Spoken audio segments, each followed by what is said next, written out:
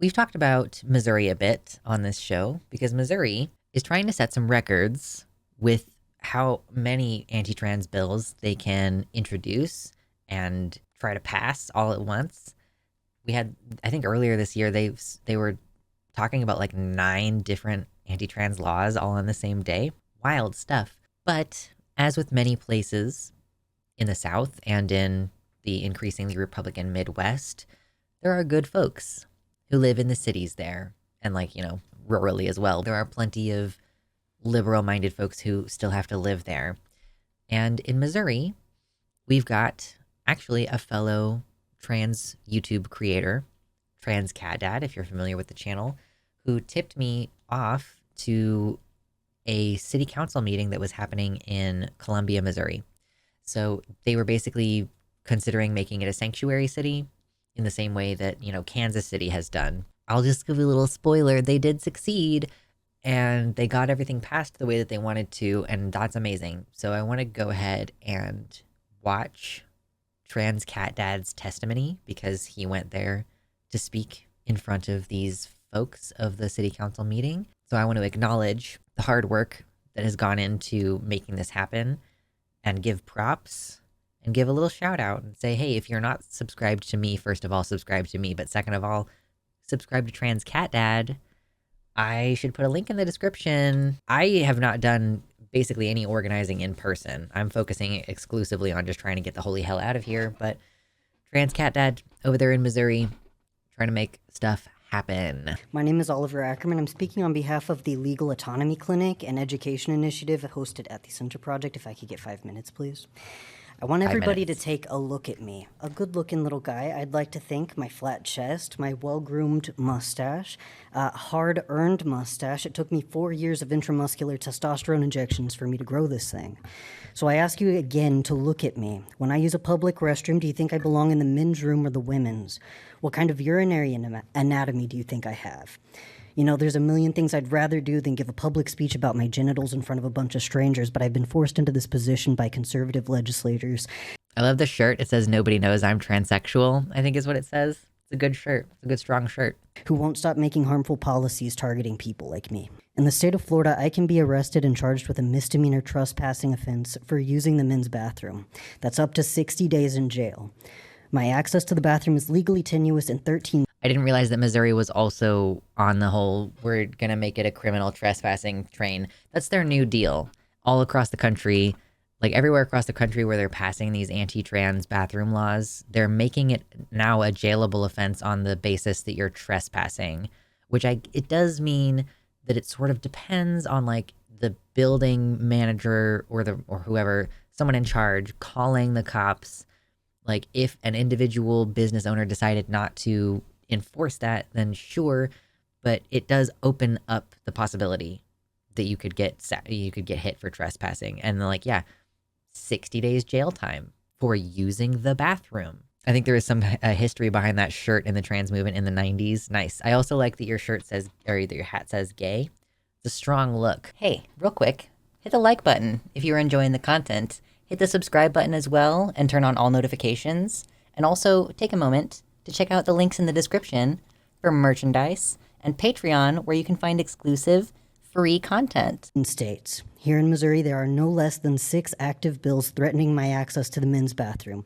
It will happen here too. Oh, wait. It's that they're considering passing that law. It hasn't passed yet. That's good. Yeah, it's what they used to do during racial segregation to harass African Americans. Yep, you betcha. The other day, I was chatting with a local business owner here in Columbia. When I mentioned that I do activism work like this for trans people, he said, "You're trans, but you seem like a good person." Right-wing propagandists have convinced him that these qualities are mutually exclusive. Like literally that you cannot be, like, I didn't know that this was how people genuinely think in this day and age, but that someone could learn that you're trans and go, oh, how can you be trans? I think you're such a good person. But it's exactly the same kind of thing that people used to think about gay people. They'd be like, wait, how are you gay? I thought you're like a good person though. Because they've created this association between trans and like bad, harming kids. Like it's the same thing with gay people, like bad, harming kids. Just astounding. I don't even know how I would react in this day and age if someone was like, wait, you're trans? You're such a good person. I would probably be like, what the does that mean? Like, I can't imagine how I would respond in that situation. I would just be flabbergasted. Jesus. All right, continue. That a trans person can't be a good person. Conservatives have worked very hard to make queer and predator synonyms in the minds of their constituents, and they've largely been successful. True. Every day for my safety, I have to remind myself that people think of me as a confused woman at best and a predator at worst.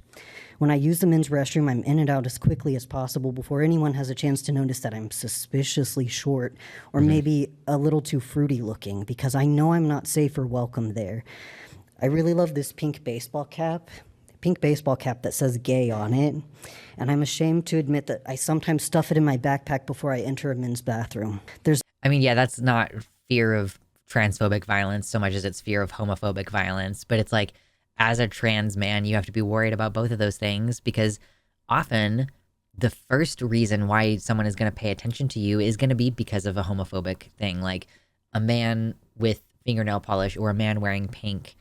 And then now there's scrutiny on you, and now they're looking at your facial features more or whatever. And then you become more open to transphobic violence. But like, often it is this like ladder almost. There's no evidence demonstrating that trans people pose a threat to cis people in bathrooms, but the opposite is unfortunately not true. Research consistently finds that trans people are assaulted and sexually assaulted at rates much higher than cisgender people. When bathroom access is limited for trans people, the danger to cis people remains the same, 0, but the danger for people like me is intensified. In July 2022 in Camden, Ohio, a young transgender man named Noah Ruiz was beaten by 3 cisgender men after using a women's restroom. The owner of the facility had instructed him to use the women's room because he was assigned female at birth. Oh, is this that campground? We did talk about this. There was a trans man who was going to camp at a camping grounds, and he contacted the owner of the camping grounds to ask what bathroom he should use. Now, this is someone assigned female, transitions to male, looks like a man, sounds like a man. And the owner of the land said, you need to use the female restroom if you were born female. And this trans guy said, okay, yes, that's okay, cool. And then while he was using the restroom, I think he was on the phone with someone, he was speaking, and then a cis woman in the female restroom with him was like, oh my God, why are you in here? And then her boyfriend beat up the guy, and like a couple other people got involved. And the trans man almost got arrested because he was like acting hysterical. And also I think he was Hispanic. So it's like it's usually not just, oh, you're trans, we're going to target you. It is most often people who are trans and a person of color and disabled. Like, if you're trans and you're white and you don't have many other problems, then you are a lot less likely to be targeted. But yeah, like you use the restroom that you were assigned. But because you are visibly trans, then people are this is the exact thing. People are going to think that you're a man using the woman's bathroom, which is the thing that they're trying to allegedly avoid. But then a trans man uses the female restroom and gets the crap kicked out of him. Rule number 1 is don't die. Rule number 1. That's why I don't use public restrooms, babe. Even in sanctuary cities, I don't use public restrooms. You think every single cop is on board with that sanctuary city thing? Nah. Nope. And they don't need to be able to charge you with anything in order to arrest you. They can still ruin your day. And then every time a job application for the rest of your life asks if you've been arrested, you have to say yes. Politically, people forget about trans men so often. Yeah, I mean, they want to prevent either trans men or trans women from being able to go into public spaces, for sure. Do you think his attackers let up when he explained that he had a vagina? No, they called him homophobic slurs as they beat him. And when police arrived, they shoved him to the ground and arrested him instead of his assailants. Yeah. Less than 3 weeks ago, in Owasso, Oklahoma, a 16... Heavy topic time.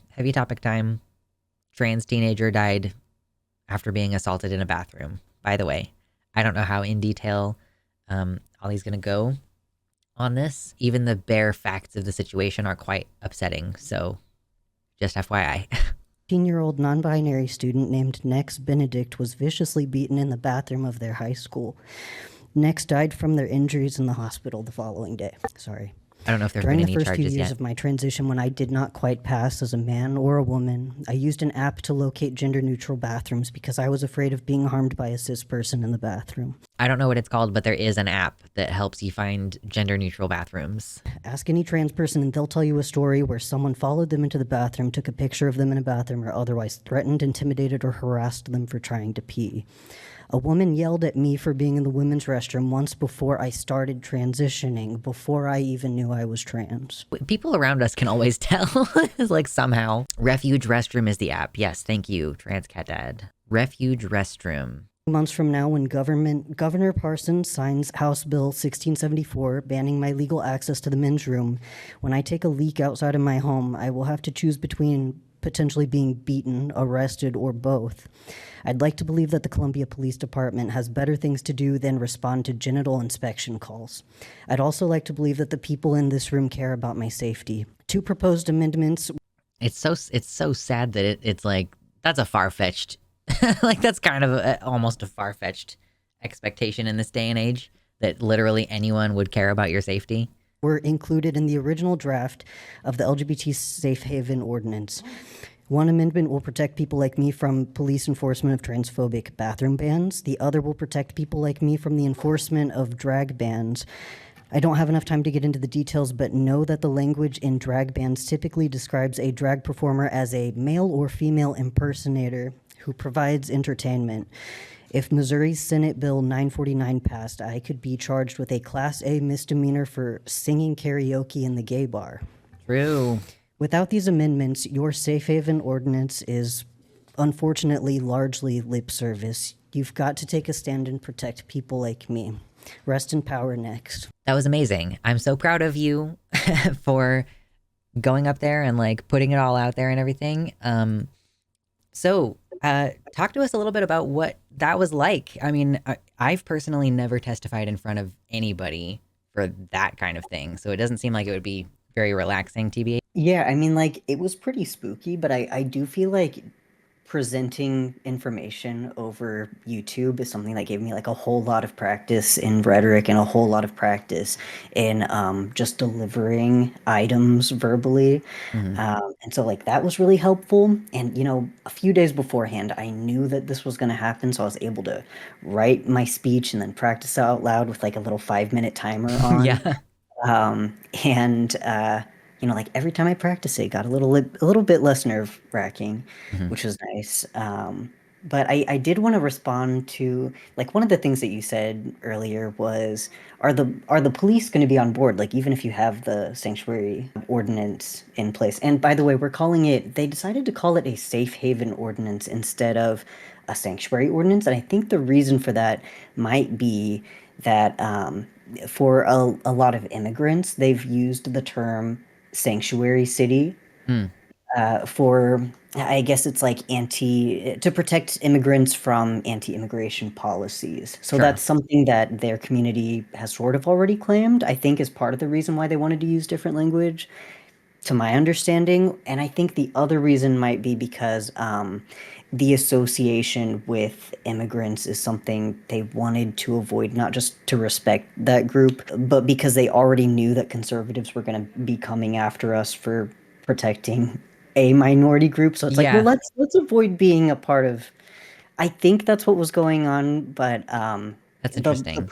the police thing though that you mentioned, I know that some of our activists that were involved in this effort, and first of all, like if you live in like the like mid Missouri area and you're interested in becoming a part of any of this and like getting involved with this, the group that has largely been spearheading this effort has been the youth chapter of the DSA at the local college here, University of Missouri, Mizzou.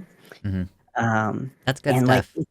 it's so cool because what I'm noticing is like literally it's all like 22-year-olds with blue hair and pronouns, like literally are killing it out here, you know? Yeah, I It's so appreciate that impressive. shout. Like people complain about the DSA because, I'm increasingly like identifying with anarchism and like you've got like an ANCOM flag there. So it's like increasingly I'm drifting away from the electoralism and all that. And so there is that criticism of, oh, the Democratic Socialists of America, they mostly do the electoralism stuff. Like that's what they tend to focus on. But it's about organizing. It's not about what you're organizing around per se. If you have a group of people who are mobilized already for leftist action, like, first of all, probably there are going to be a lot of people who are trans who are in those groups in the first place, because that's the kind of stuff that we get into. But like, yeah, the interests can be aligned even if they don't have trans members, because it's all about like progressive policies, progressive politicians trying to get people in. And passing local ordinances like this is a huge deal. I will say, as people are becoming more and more disaffected with voting on a national scale, look at that. Like, we made a difference. We showed up, you showed up, and like you actually managed to, I don't know, convince the people that including those amendments was. Tell me a little bit about the amendments, and like that process of, because you said that they initially took out some protections and then they had to amend them back on. Yeah, I'm not sure if it was a decision of like the city attorney who does the drafting of these ordinances. And so basically what happened in this process, my understanding is there's a school board member that I voted for. His name is Paul Harper. I think he might have trans or queer family in his life, and Mm-hmm. so he's like very, very activated, and honestly like a leader in the LGBT community here, getting stuff like this done. But my understanding is I think that he was a big part of writing the original draft of the ordinance, since he's an attorney as well and has that background, has For that sure. capability. And whenever he wrote that, or whenever whoever wrote that, they included the drag protection Mm-hmm. and the bathroom protection in that ordinance. And then a week or two before the city council meeting, I went to their website to check out the agenda Mm-hmm. for what they were going to be meeting over, and I saw that they had removed the dragon bathroom protection. And so I'm like, okay, that's like What the else is even biggest in there? part. What is the point of the Yes, bill if not that? I was like at a little party with my trans friends, because I pretty much exclusively hang out with trans people. And True. I was like, oh, I'm gonna like check out the agenda, and then I see that it was removed, and I'm like, my mood from like party to like enraged, like I'm like so mad, I'm like gonna freak the out. I'm like, why did they remove it? So Yeah. immediately I'm like, okay, I gotta type up some templates to get people to, hey, write this email, send this email to city council, and tell them like why the hell did you remove that? We knew that was in the ordinance. People are looking forward to and like relying on your protection here. Mm-hmm. Like, please put that back in the ordinance. So I don't know if it's like we got enough people to throw a tantrum about it, so they Yeah. decided, you know what, I guess we gotta make this a little amendment sheet because people are pissed. I don't know, but like a week later, they're like, "Oh, there's an amendment sheet too." I'm like, "Okay, good. We're Good. gonna fight Thank for you, that." Jesus. Yeah, we Yeah. had more than 60 people show up to speak. That's awesome. For a city council meeting, like it's one thing, it's the Ohio State House, and so 400 people show up or whatever. But like, yeah, for a city council meeting, just for Columbia, Missouri, that's a pretty good. Were there very many people there speaking in support, or sorry, in opposition in this case? I think there were probably fewer than 10.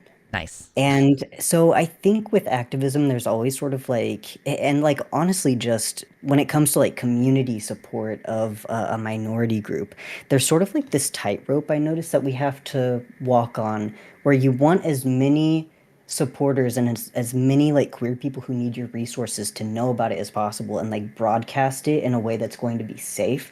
But if you're broadcasting it, there's always going to be a potential that people who hate us Mm. are going to see it and then start organizing and then like find ways to hurt us, or like show up and have like a real effort to speak. So it's like with activism like this, I think there's kind of that precarious, we're trying to find the organizers and get them in here. Hmm. It's like almost kind of secretive, you know? Yeah, like you can't put out flyers recruiting, because then who knows who's going to show up at the meeting. Yes. That's super interesting. I guess that's And why it's good to organize with something like DSA that's more generalized but still progressive leaning, because then you're more intense activism. You're like, okay, well, we already have a shoe in. I already know that there's no Nazis here. It's always good planning. And something that I wanted to like tell you and tell your audience. So, if you're doing activism or if you're learning about like current events and politics in the US and you hear about something that's happening like on a federal level, like you are one person out of 350 million. Like you're nothing, you're no one, you have no power Hmm. in that scenario practically. But if we scale down to Missouri, one in like 5 million people, suddenly I'm much bigger. Like, Statistically, way more significant. Yeah, for sure. yes, we look at Colombia and there's like, I don't know, 120,000 people, and like how many of them are even like very politically active? And it's like if I tell all my queer and trans friends that this is really important, then suddenly we're like an actually like politically viable block in the community, you know? Hmm. It's It's about being wild. part of the community. Exactly. Like statistically, we matter on that like closer level. Like 2% of a population, if you're dealing with like 100,000 people, like that's still several hundred people or like a couple thousand. Like I can't do math right now. Don't make me do math. Too gay for that. But yeah, so that's a really good point. And another part of this, I didn't do any of like the one-on-one meetings with like basically doing like lobby type of work Hmm. where some of our organizers were actually calling up city council members and saying, "Hey, this is really important to me. I'm one of the people leading this effort. Would you be willing to talk with me about it? And like I'll give you the information that I have." And I didn't end up doing that. But something that we were talking about the Midwest being the Midwest, Hmm. and what it looks like here. Like outside of big cities, it's very, very conservative. And For and sure. so you might think like, oh, Oliver is in the middle of Missouri. It must be terrible there. Columbia is actually a college town that's pretty progressive and like pretty gay. Like we have our own LGBT organization here as well. And I wanted to tell you, one of the council members, his name is Roy Lovelady. Actually, I'm not sure if he uses he, him pronouns or they, them pronouns. I need to find out. But I wanted Sure. to tell you that they're a drag queen. And whenever they showed up to the meeting, they're wearing these shoes that were like completely covered in sequins, like looked like a goddamn disco ball. And I'm obsessed. I'm obsessed with them. I think I'm actually gonna go see their drag show. Like they're like fundraising, and they were like a really big supporter. Like they were really big in whenever our organizers were needing to communicate and figure out what was going on with the ordinance and with council members. Apparently they actually like a week before, 2 weeks before, met with Lovelady, and they were able to tell the organizers like, "Hey, I'm definitely voting yes. It looks like, these are the people you might need to talk to a little bit more. These are the people you might need to convince." So it's like part of this process is also um, trying to form good relationships to the council members who are voting, like maintaining a good relationship. And that honestly kind of sucks Yeah. because of like the civility politics, you know? Yeah. And there are a lot of places where you're not going to have a cool drag queen like representing you, you know? Yeah, like I wouldn't, you would usually not guess either. I think that like that when you go to city council, you're going to meet someone who's like one of our folks. But that's the Hmm. power of running for local election. Like that's why it matters to be involved on the local level. Like not only are you as a voter like a greater percent of the participation in society, like just by volume, but like also if you manage to get, if there are 6 city council members and you're one of them, like boom, that is a way higher than population scale statistical representation of trans people. It's hard work and everything, but something like school board, something like city council, as far as politics goes, is like a much lower barrier to entry, requires a lot less fundraising.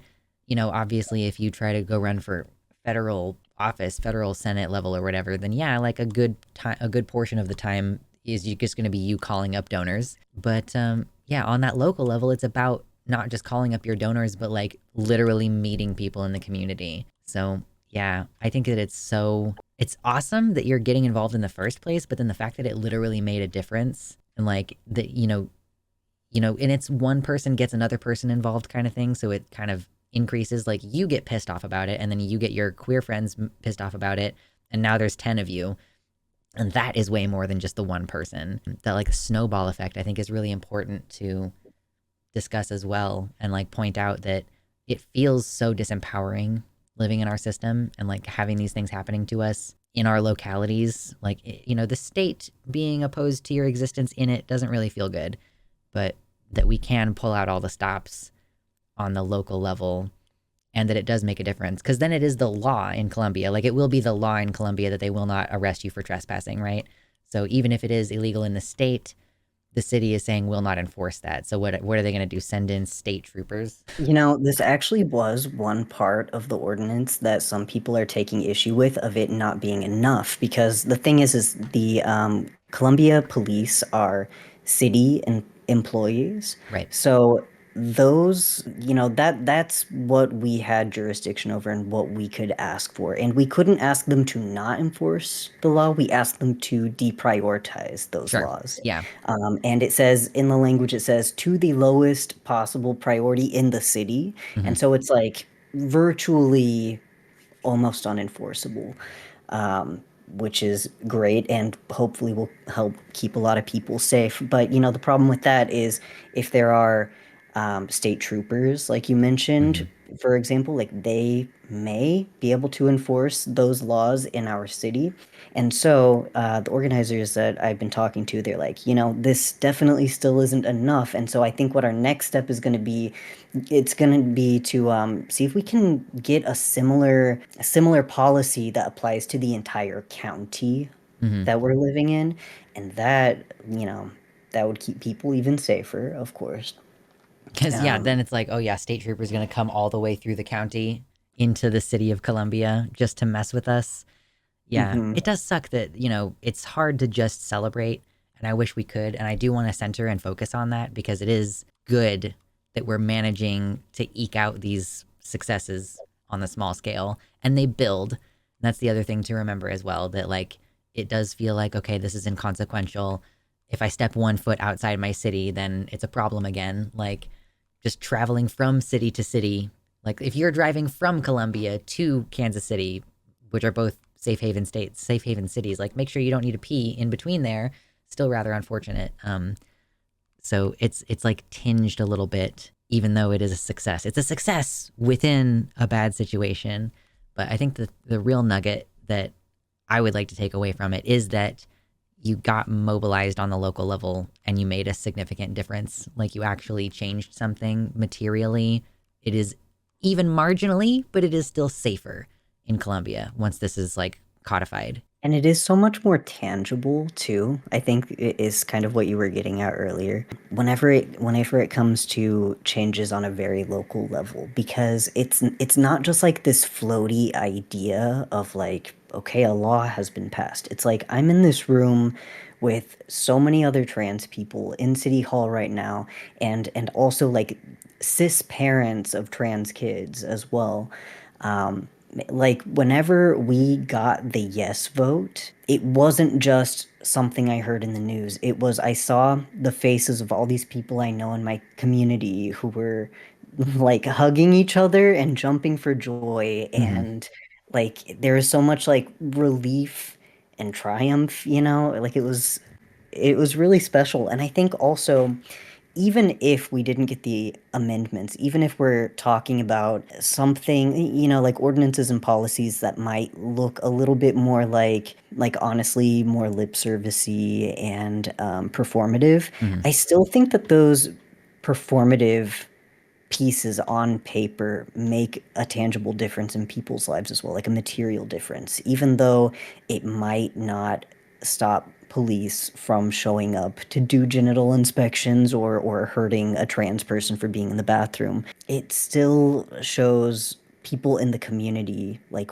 what this city is and what this city stands for and what is important to people here, what the culture of this place is, what's okay and what's not okay. Because when we had those like 10 or however many bigots scattered into the crowd, honestly, like, I think those people probably walked away feeling a little bit embarrassed and unwelcome We can hope. because we were all like snickering at them and like stifling laughter the entire time. Like anytime they got Shame. up and said something like, ah, these people are mutilated, and like the room is full of like super hot trans people, we're all just looking at them like, mutilated. Mm-hmm. Sure. Yeah. Yeah. I love that. You know, we have the statistics that show if a trans person has just one supportive individual in their life, that makes a significant and tangible impact on their mental health outcomes. So to show that your whole community is standing with you, like, you know, you can just hope that there's some kid out there who's like hearing this news and going like, okay, I can make it another day. Like I can keep trucking forward because I know that there's a community out there who cares about me and is going to be there for me. And then like on the opposite of an end of it as well, yeah, that if if trans people are being welcomed and that's the norm, then hatred towards trans people is not going to be welcomed. The paradox of tolerance, you can't have both groups. So I hope that there is some amount of shame, I guess, that goes into it because you can't necessarily stop them from having transphobic views, but you can teach them that it's not going to be rewarded and that you don't get to be part of the community. And that's a pretty devastating impact for pretty much anybody, any human. Like we're designed to be social species. And so, yeah, that being threatened, I hope it helps people take a good look at the very minimum at what they're doing and go, oh, well, you know, even if I can't stop being a shitbag, I can at least stop being a shitbag in public.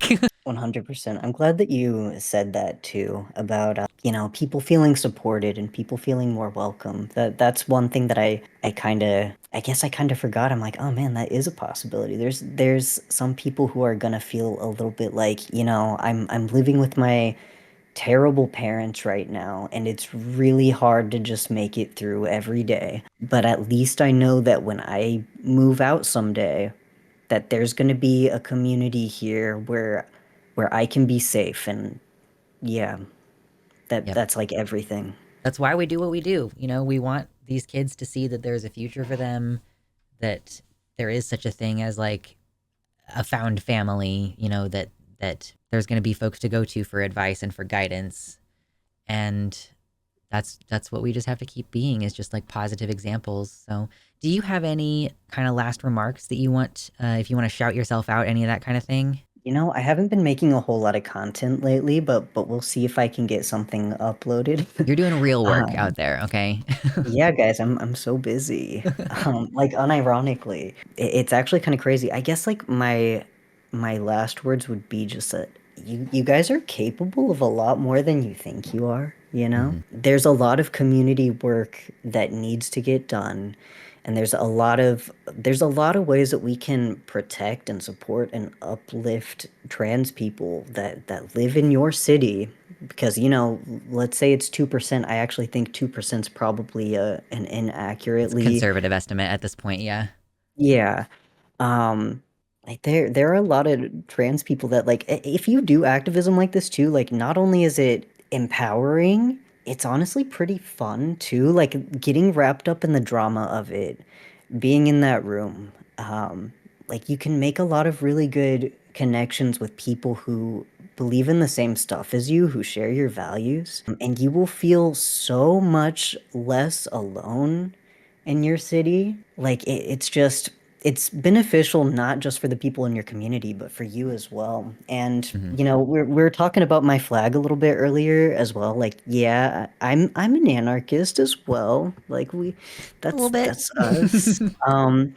And being an anarchist, like direct action is your middle name, Literally and the only thing you something. can do. Yeah. Yeah, there's a lot of stuff you can do in your community that's like direct action. Like if you see a need, then you can fill it. And if you see, like sometimes you might think like I'm not competent enough. I'm really shy, or like I don't know, I just can't do it. But like, man, look at how incompetent the fuckers are who are like running our goddamn society. You know, like you know that you can do better than that. You know that you can run a little support group for trans people and make a lot of friends just at the library, you know? Something that I do, I mentioned at the beginning of my speech is I run something called the Legal Autonomy Clinic, Mhm. and I use the building of our LGBT org. It's called the Center Project. And, you know, a couple times a month, I know a queer notary who can notarize legal documents. And people come in and they're like, hey, how, you know, I'm trans. How do I change my name? How do I go to court to do that? That's like really intimidating. Like I can do it myself. I just need a little bit of support. And I'm like, hey, here's the paperwork that you can fill out to make sure that the fees get waived. Here's the paperwork you can fill out to say that publishing it in the newspaper would be a risk to my health. And I'm like, you know, I'm not practicing law. What I'm doing is I'm providing education. And as long as you're like comfortable straddling that fine line, then it's like, oh my God, I've helped like more than a dozen trans people in the last couple months get like their legal name change, get their driver's license, get started or get through the process of getting the marker on their birth certificate changed, because that's probably going to be illegal in Missouri in like the next few months or couple years. Yeah, it's just Yay. there's a lot of stuff that needs to get done here, and I think like trans people historically, we've we've not been supported by our institutions in the material ways that we need, and it's caused us to die earlier. It's caused us to suffer a lot. It's caused us to be very alone, a lot of us. And like it doesn't have to be that way, you know? So Yeah. so that's like my final words is like get out there and like go help some trans people because it'll make you so happy. Yeah. Yeah. The making friends aspect of community organization. I've heard that from DSA members before as well. Just, you're just getting out there, you're meeting people. You don't have to be good at anything in particular. You just have to be able to follow basic instructions and read a script. Like, it can be that simple. So, yeah, I massively appreciate all of the work that went into like putting together this opposition, like all the connections that you had to make. And I really appreciate you coming on to talk about it as well, because I do think that I tend to get a little bit doomer and I miss out sometimes on those like opportunities to do good locally. So I want people to be thinking more and seeing, here's some tangible evidence that if you get yourself out there, you can genuinely change things for the better. And then that can have a cascading effect that's a positive for you as a person and your growth, and for you and your community and your place within it. So, yeah, I really appreciate you coming on. This is Oliver from Trans Cat Dad, everybody. If you weren't familiar already, there's a link in the description. And yeah, I mean, keep strong, keep going. And I'm going to continue streaming, I guess, for another hour or two.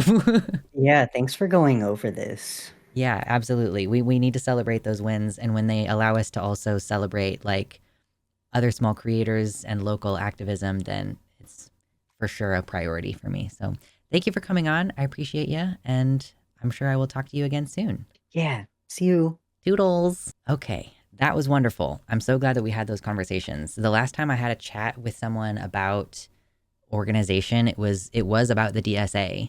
So that is a huge shout. It's a built-in thing where you can just go and sign up online and you pay a small membership due, or they might even like waive them in some cases. So awesome. By the way, in the 1936 anarchist revolution in Catalonia, anarchists ran for government positions to aid the effort. It's not electoralism versus revolution, it's electoralism and revolution. Thank you for saying that, because I agree completely. I think it's really funny when I say that I'm an anarchist and then people are like, but you're still talking about voting. And it's like, I still live here. Like, I still live in this country where this is how we do things. And it's like criticizing me for having a phone. It's like, yes, I'm against slave labor and I have a smartphone, right? You know, like, I am sorry that I exist in a world of contradictions. Thank you to my patrons for being so patient this month. I want to thank especially Tiago Nascimento, Mersh Rolvag, Michelle Frateroli, Amanda B., Wellington Marcus, Michelle Winter, Danielle McDonald, DZXN, Suzanne Maynard, Ella V. Nobody, Past Null Infinity, Spooky Heather Sylvia, Jamie Jam, Nova, Sojo, Elizabeth Bartell, Sarah A., Kevin Young, Athiet, Celeste, Desi Quiche, Liam Hodgson, and Mr. Atheist.